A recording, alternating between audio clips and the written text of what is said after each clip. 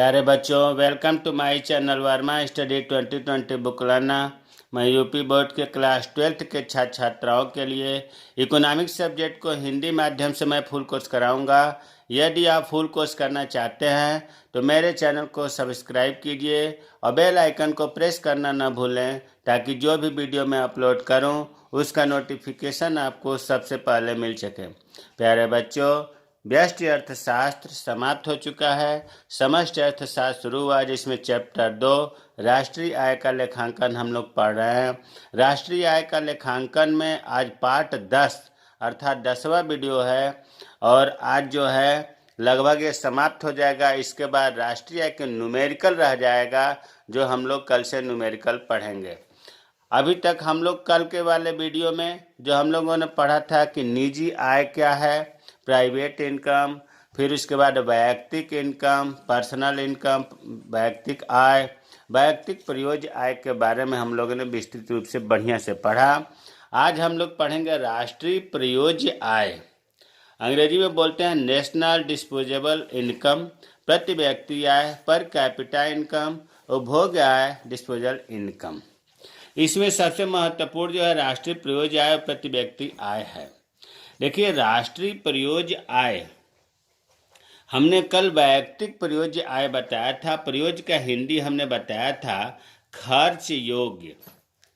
खर्च योग्य वैयक्तिक प्रयोज्य आय में ये बताया गया था कि परिवार की जो आय होती है उसमें वो अपनी इच्छानुसार, परिवार या व्यक्ति जो है वैयक्तिक प्रयोज्य आय में अपनी इच्छानुसार खर्च या उपभोग कर सकता है, जिसे हम वैयक्तिक प्रयोज्य आय कहते हैं। तो अगर वैयक्तिक प्रयोज्य आय आपको समझ में आया है तो राष्ट्रीय प्रयोज्य आय बहुत आसानी से समझ में आ जाएगा। देखिए, वैयक्तिक प्रयोज्य में बताया गया था कि व्यक्ति के इच्छा अनुसार वो खर्च कर सकता है। उसके पास जो पैसा है किसी को देना नहीं है। जितने टैक्स होते हैं, जितने जुर्माना होता है, जितना सब कुछ सब दे चुका है, वो या तो उपभोग करेगा, व्यय करेगा या बचत करेगा। उसी तरह से राष्ट्रीय प्रयोज्य आय, देखिए, राष्ट्रीय प्रयोज्य आय वह आय होती है जो किसी देश के निवासियों को खर्च करने के लिए उपलब्ध होती है। दूसरा परिभाषा है या किसी देश के निवासियों के लिए उपभोग, व्यय व बचत के लिए उपलब्ध होती है। मतलब राष्ट्रीय प्रयोज्य आय खर्च वाली आय है। इसे खर्च करना, या तो खर्च करे, खर्च मतलब व्यय, या उपभोग करे या बचत करे। तो व्यय और उपभोग को एक शब्द अगर हम बोलें, उपभोग व्यय के लिए यह आय होती है या बचत के लिए होती है, जिसे हम कहते हैं राष्ट्रीय प्रयोज्य आय। इसका एक सूत्र है राष्ट्रीय प्रयोज्य आय बराबर राष्ट्रीय उपभोग व्यय प्लस राष्ट्रीय बचत। इस सूत्र का कहीं सवाल में हल जरूरत नहीं पड़ती है, लेकिन इससे परिभाषा बनती है। अब परिभाषा में देखो ना, लिखा है उपभोग व्यय और बचत। तो राष्ट्रीय प्रयोज्य आय बराबर राष्ट्रीय उपभोग व्यय और राष्ट्रीय बचत। एक उदाहरण मैंने कल बताया था, शायद आप लोगों को याद ना हो तो फिर मैं बता दूं। जैसे मान लो हमने माना कि हमारी जो आय है, मान लिया कि 2000 रुपये है, और 2000 रुपये में हमने ये माना कि 1300 रुपये जो है ये हमने क्या किया, उपभोग कर लिया। उपभोग कर लिया, व्यय कर लिया, खर्चा कर लिया। जब 1300 रुपये हमने उपभोग कर लिया या व्यय कर लिया तो कितना बचा, 700 रुपये। और इस 700 रुपये को हम कहेंगे कि हमने बचत कर लिया। 2000 रुपये में 1300 रुपये हमने उपभोग किया और 700 रुपये बचत कर लिया। इसी चीज़ को अगर हम सिस्टम से लिखें, 2000 बराबर 1300 प्लस 700 रुपये। अब ये 2000 जो है ये क्या है, वाई, या हिंदी में कहो आय है, आय। और ये 1300 रुपये क्या है, उपभोग व्यय है। और ये 700 रुपये क्या है, बचत है। आय को हम वाई मान लिया, यील्ड, आई वाई, और उपभोग व्यय को कंजप्शन, सी मान लिया, और बचत को हमने एस मान लिया, सेविंग। तो देखो, ये जो सूत्र है ये बहुत ही महत्वपूर्ण है। इसी से हमने वैयक्तिक प्रयोज्य आय का भी बताया था कि अगर जैसे मान लो कि आय है, तो इसके आगे आप लिख सकते हो वैयक्तिक प्रयोज्य आय। आय जो का त्यों उतर गया, बराबर वैयक्तिक, इसमें हम लिखेंगे वैयक्तिक उपभोग व्यय प्लस वैयक्तिक बचत। मतलब वैयक्तिक प्रयोज्य आय ऐसे भी कह सकते हैं कि व्यक्ति का वैयक्तिक उपभोग व्यय वैयक्तिक बचत का योग होता है। लेकिन हम तो यहाँ पढ़ रहे हैं राष्ट्रीय प्रयोज्य आय, तो कुछ नहीं, आपको वैयक्तिक के जगह पर राष्ट्रीय प्रयोज्य, यहाँ तो शुरू में लिख देंगे राष्ट्रीय प्रयोज्य, यहाँ राष्ट्रीय लिखेंगे, यहाँ राष्ट्रीय लिखेंगे, तो क्या हो जाएगा राष्ट्रीय उपभोग व्यय फिर राष्ट्रीय बचत। तो यही चीज तो मैं ऊपर लिखा था, राष्ट्रीय प्रयोज्य आय बराबर राष्ट्रीय उपभोग व्यय प्लस राष्ट्रीय बचत। तो इसको हम कैसे कहेंगे, इसको हम ये कहेंगे कि राष्ट्रीय प्रयोज्य आय वह आय होती है जो उपभोग व्यय या राष्ट्रीय उपभोग व्यय के लिए और राष्ट्रीय बचत के लिए उपलब्ध होती है। रटना नहीं है, देखो वही चीज लिखा है कि किसी देश के निवासियों के लिए राष्ट्रीय प्रयोज्य आय वह आय होती है जो राष्ट्रीय उपभोग व्यय और राष्ट्रीय बचत के लिए उपलब्ध होती है। हमें उम्मीद है कि राष्ट्रीय प्रयोज्य आय समझ में आ गया होगा इस सूत्र से। या तो इससे आप बना लें परिभाषा, या अपने मन से ऐसे भी लिख सकते हैं कि राष्ट्रीय प्रयोज्य आय वह आय होती है जो खर्चा योग्य होती है, खर्चे योग्य आय कहलाती है। अब इसका हम सूत्र आते हैं। देखिए राष्ट्र प्रयोज्य आय का अंग्रेजी एन से हो गया national disposable income, national disposable income NDI, short में बोलते हैं NDI। इसका सूत्र है राष्ट्रीय आय प्लस शुद्ध अप्रत्यक्ष कर प्लस शेष विश्व से प्राप्त शुद्ध चालू हस्तांतरण। अगर अभी तक आपने राष्ट्रीय प्रयोज्य आय की परिभाषा बिल्कुल नहीं समझा, बिल्कुल आपको नहीं समझ में आया कि राष्ट्रीय उपभोग व्यय राष्ट्रीय बचत का योग क्या है, तो आप इससे भी राष्ट्रीय प्रयोज्य आय की परिभाषा बना सकते हैं, लिख सकते हैं। क्या होगा राष्ट्रीय प्रयोज्य आय या NDI की परिभाषा, कि जब हम राष्ट्रीय आय में शुद्ध अप्रत्यक्ष कर और शेष विश्व से प्राप्त शुद्ध चालू हस्तांतरण जोड़ते हैं तो राष्ट्रीय प्रयोज्य आय प्राप्त होती है। NDI का सूत्र को देख रहे हो कि राष्ट्रीय आय, तीन चीज जोड़ा गया है, राष्ट्रीय आय, शुद्ध अप्रत्यक्ष कर, शेष विश्व से प्राप्त शुद्ध चालू हस्तांतरण का योग राष्ट्रीय प्रयोज्य आय होता है। यह भी, इससे भी परिभाषा लिखा जा सकता है।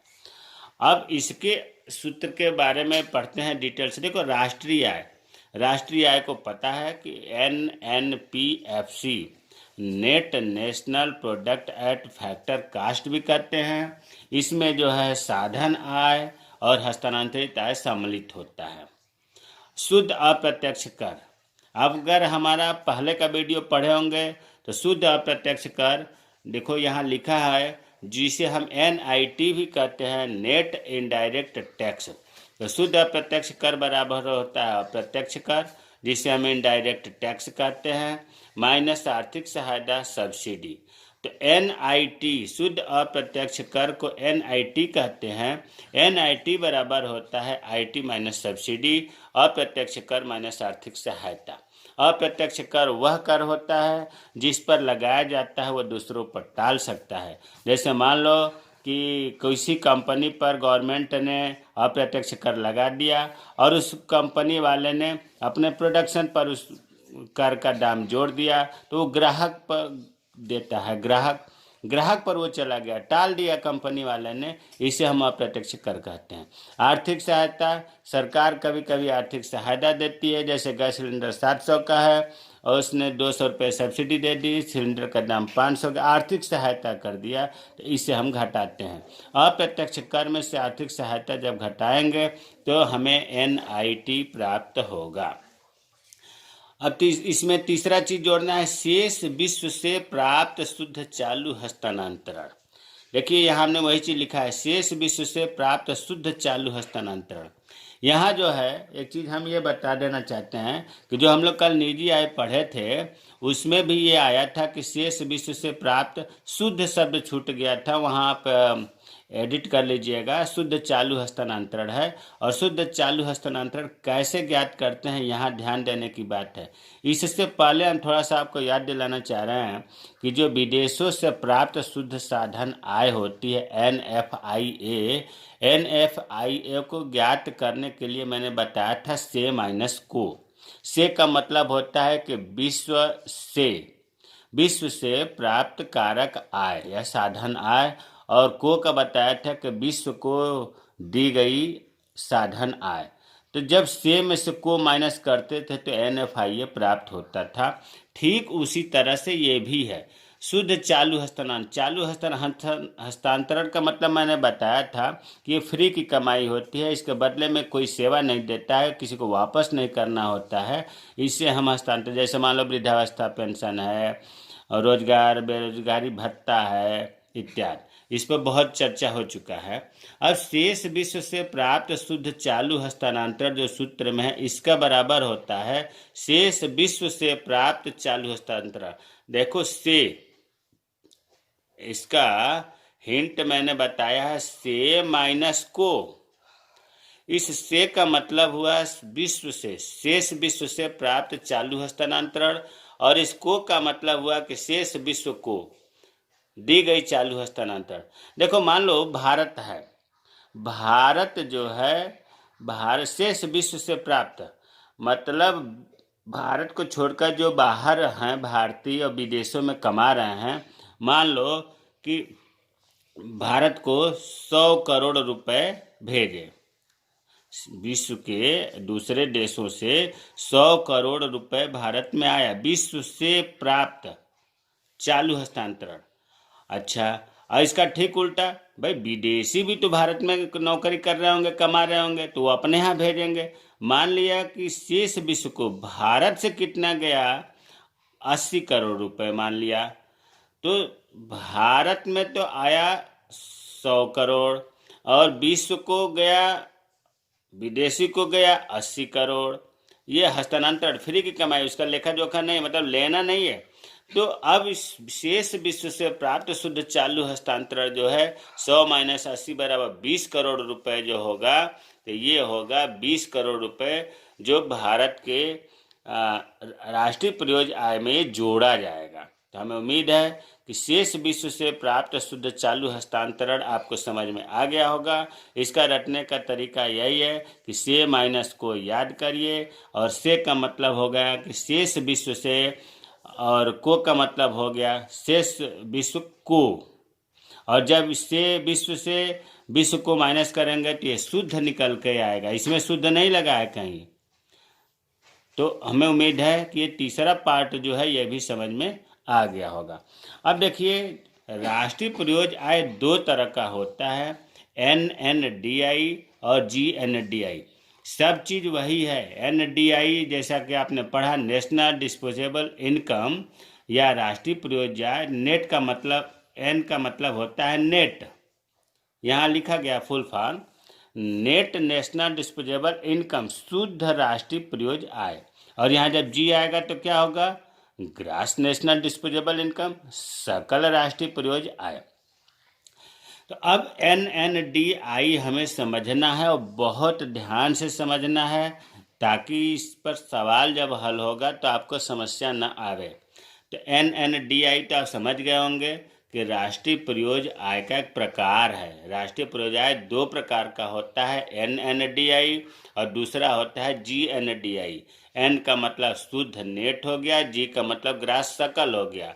NDI तो आपको पता ही है कि राष्ट्रीय प्रयोज्य आय हुआ, इसीलिए हमने इसका फुल फॉर्म अंग्रेजी में और हिंदी में दोनों में लिखा है, नेट नेशनल डिस्पोजेबल इनकम, जिसको हिंदी में कहते हैं शुद्ध राष्ट्र प्रयोज्य आय। यहाँ एक चीज़ और मैं आपको बता दूं कि NNDI को हम NDI भी कहते हैं। अभी आप कहोगे कि तो इसका प्रकार है, दोनों में अंतर क्यों नहीं होगा?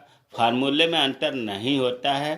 NNDI कहिए या NDI कहिए, एक ही चीज़ है, मतलब इसका सूत्र दोनों का एक ही है। इसका मतलब कि जब हम सूत्र की बात करेंगे तो सूत्र देखिए 3-4 तरह का होता है, बहुत आसान है, आप थोड़ा सा ध्यान देंगे तो एकदम क्लियर याद हो जाएगा। जब NNDI को NDI कहते हैं तो जो अभी हमने ऊपर ये लिखा है NDI का सूत्र, वही हम यहाँ लिखने जा रहे हैं, कोई नई चीज नहीं लिखने जा रहा हूँ। NDI का सूत्र जो है, इसी को जब हम NNDI भी कहते हैं तो इसका सूत्र देखो, इसमें लिखा है राष्ट्रीय आय। राष्ट्रीय आय को हम net national product at factor cost NNPFC भी कहते हैं। तो हमने राष्ट्रीय आय को NNPFC लिख दिया। शुद्ध अप्रत्यक्ष कर हमने लिख दिया, क्योंकि NDI का सूत्र लिख रहा हूँ, NIT भी कहते हैं। प्लस शेष विश्व से प्राप्त शुद्ध चालू हस्तांतरण, शेष विश्व से प्राप्त शुद्ध चालू हस्तांतरण। एक तो आपका सूत्र यही मिल गया जो NDI का होता है, इसी सूत्र से हम NNDI भी ज्ञात कर लेंगे। अब दूसरा सूत्र कैसे ज्ञात करें, रटना नहीं है, ध्यान दो। NNDI का दूसरा सूत्र, अब ये देखो NNPFC, आपको इससे पहले बताया गया है कि जब हम FC में NIT जोड़ते हैं तो FC MP में बदल जाता है। NNPFC में FC में जब हम शुद्ध अप्रत्यक्ष कर जोड़ते हैं, यहाँ से यहाँ तक जोड़ दिया तो NNPMP हो जाएगा। तो हमने कुछ नई बात नहीं लिखा, NNPFC में NIT जोड़ने पर MP होता है तो NNPMP हो गया, मार्केट प्राइस हो गया।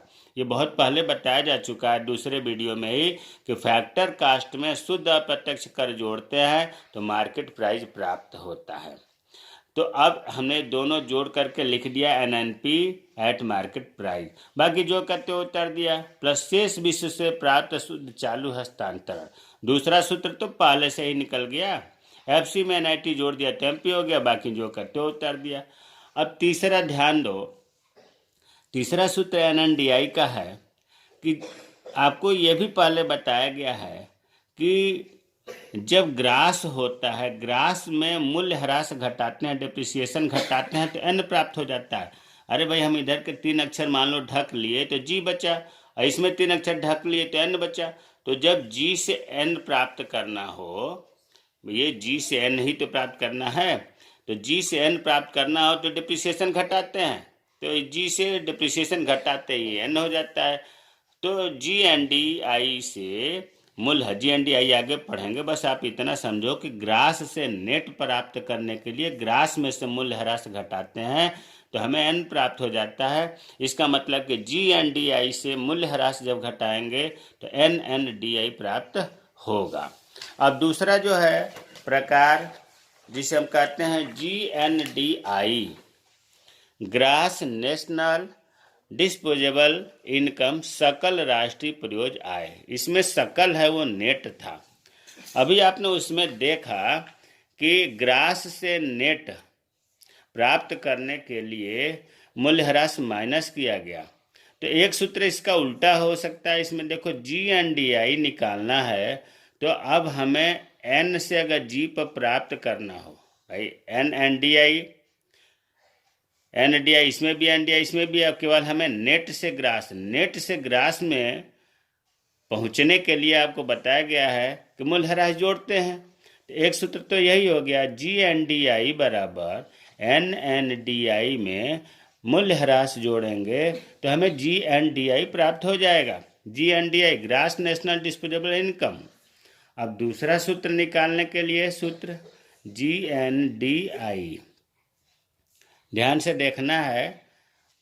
देखो, हम NNDI का सूत्र लिख देंगे और लास्ट में मूल्यह्रास जोड़ देंगे तो ये भी एक सूत्र बन जाएगा।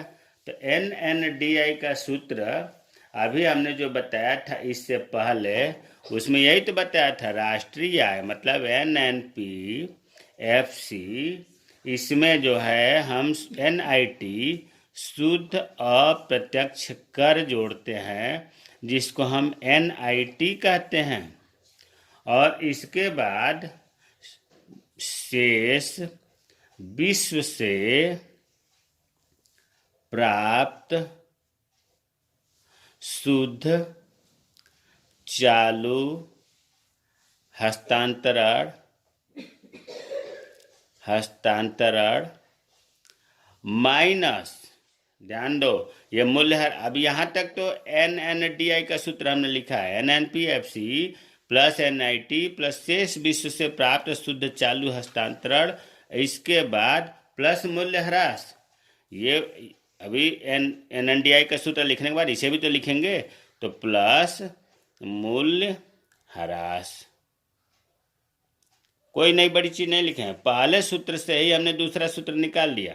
पहला सूत्र बताया गया कि NNDI में जब हम डिप्रिसिएशन जोड़ते हैं तो GNDI प्राप्त होता है। दूसरा सूत्र हमने बताया है कि GNDI निकालने के NNDI का सूत्र हमने लिख दिया, NNPFC प्लस NIT प्लस शेष विश्व से प्राप्त शुद्ध चालू हस्तांतरण।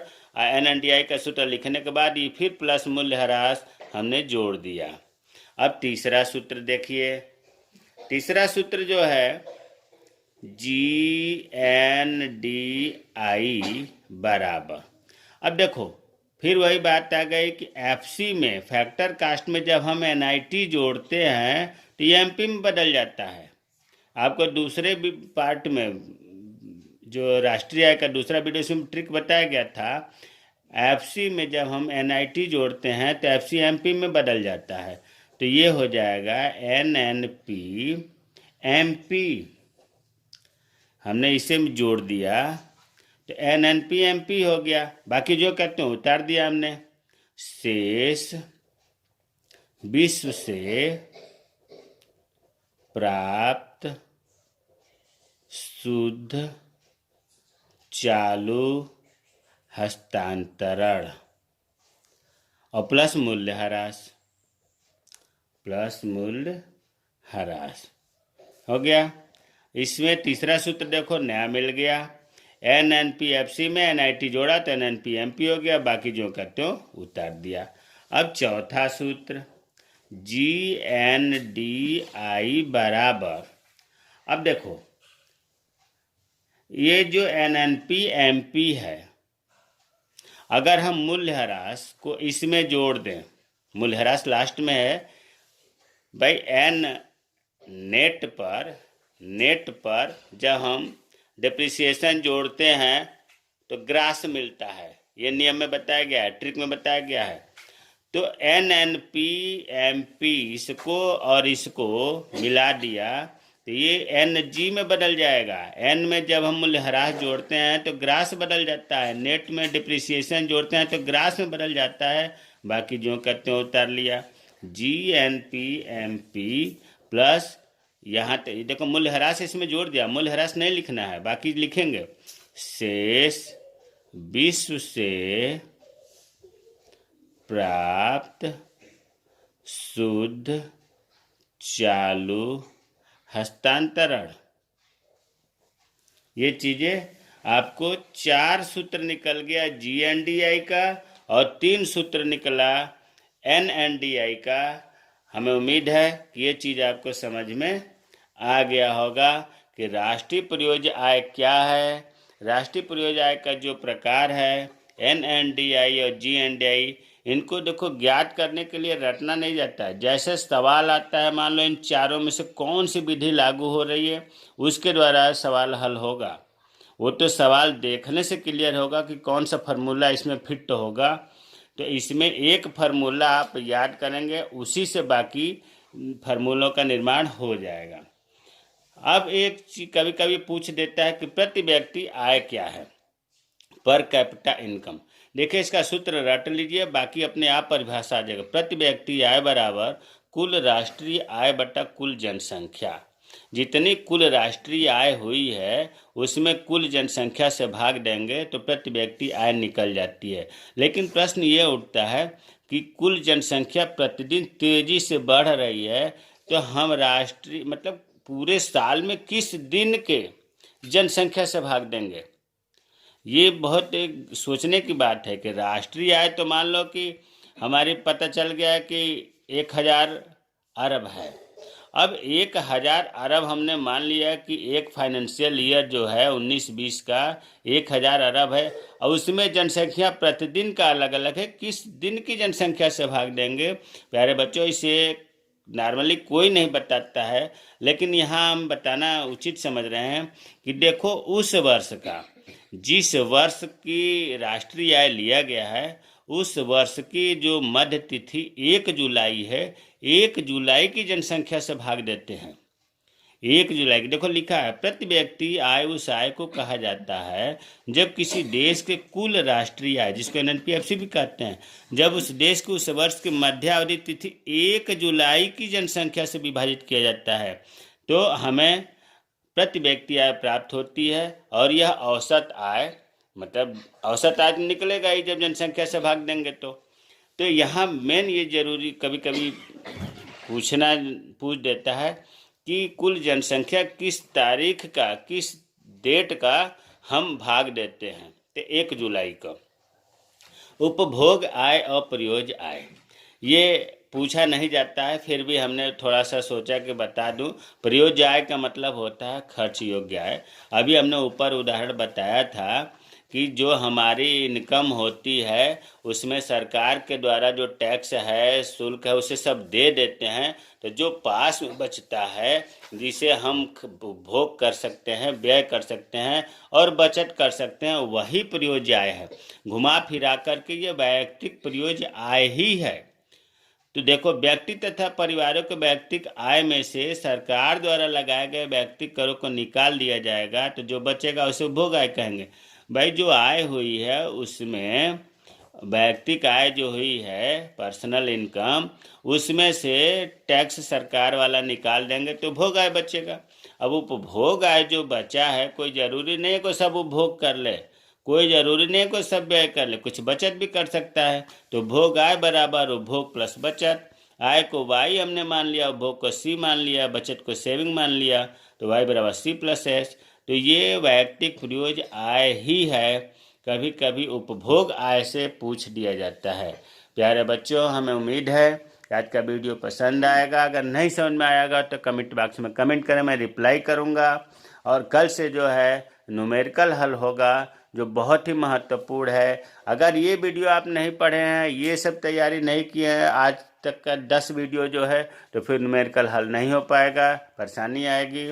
मेरे चैनल को सब्सक्राइब कीजिए। जय हिंद, जय भारत।